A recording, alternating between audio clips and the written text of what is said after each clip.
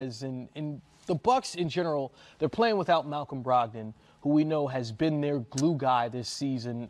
Tore his plantar fascia, right? Plantar fasciitis is what you call it, but in this case, that's the diagnosis. Out apparently at least 6 to 8 weeks. Yeah. What does that do for these Bucks?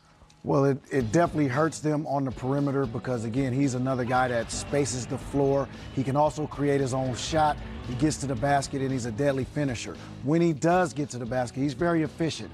50, 40, 40. Yeah. That is an exclusive club, and the former Rookie of the Year is just having another great year this season, and it's just unfortunate that once again, right before the playoffs, he'll be sorely missed. Yeah, to me, he's so vital. I don't think they could win a championship without him. Chris Middleton, most people consider their second best player. For my money, it's Malcolm Brogdon because of all the things he does. He doesn't need the basketball to be effective, can guard multiple positions. And coming into the season, I had more questions about the backcourt with Bledsoe and Brogdon, but give Mike Budenholzer and those guys a lot of credit. They've made it work. But not having him, you're talking 6 weeks, he could, in essence, be out. He may not be back this season.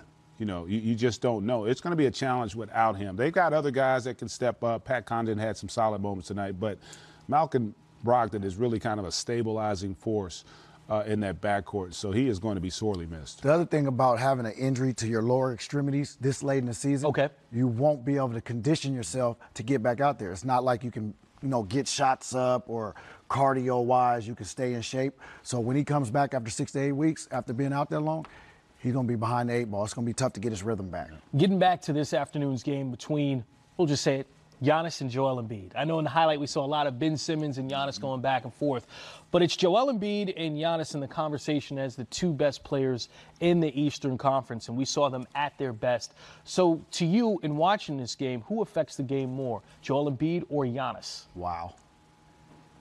It's a tough one. I mean, it's not really that tough because they both equally impact the game as much as one or the other. I mean, Giannis, obviously what he does for his team statistically every night, points, assists, rebounds, getting to the free throw line, and defensively, he is a man back there. Look how he rolls in the paint. Then they use him in isolation situations. He gets to the paint, 2 feet in the paint, money in the bank. And then he's shot the three-pointer. Don't add the hezzy pull-up 3 to your game, which you will always get, right? He's going to always be open from outside, and he'll be able to set his feet and take and make shots. It's confidence. Giannis 3 for 8 from three-point range. 3 from 8, got to the free throw line 21 times, made 19 of them. So more consistent there. But I'm kind of with Jed on this. I think they're equally as dominant in terms of their impact on the game because, Embiid right now I think is the best defensive center in the league as well. Offensively, I don't know that we've ever had a center with the complete package that he has, because you got to add in his ability to shoot the 3. He's a really good free throw shooter at that center position. And remember, he's not the focal point of the offense in the way that Giannis is. He doesn't initiate their offense. And, Giannis had a big 52 and 16. He only had 40 and 50 and 6 assists. So he was, he was treading a little bit, but he found a way to help his team get a win. So that could be a heck of a matchup if those two teams go at it in the second round. So you said something interesting there. By the way, that score final now, the Philadelphia 76ers with the win over the Milwaukee Bucks, 130 to 125. As far as Joel Embiid being the best defensive center in the NBA, what about Rudy Gobert? Who else is on that list? Well, I think those are the two best. The thing I like about Embiid a little more is he's a little better in space.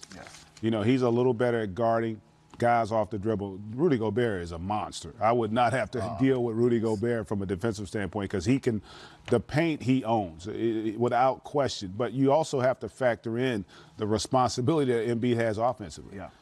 Embiid is their primary offensive player. So when you're doing that and you're giving what he gives on defense, I mean, that's a load. And part of his defense is the fact you got to deal with him. And that also plays a role. So Gobert is an incredible defender and a terrific talent. Has had a great year this year. But the overall package that Joel Embiid brings for me, I think that's the guy that when you talk centers, it begins and ends with him.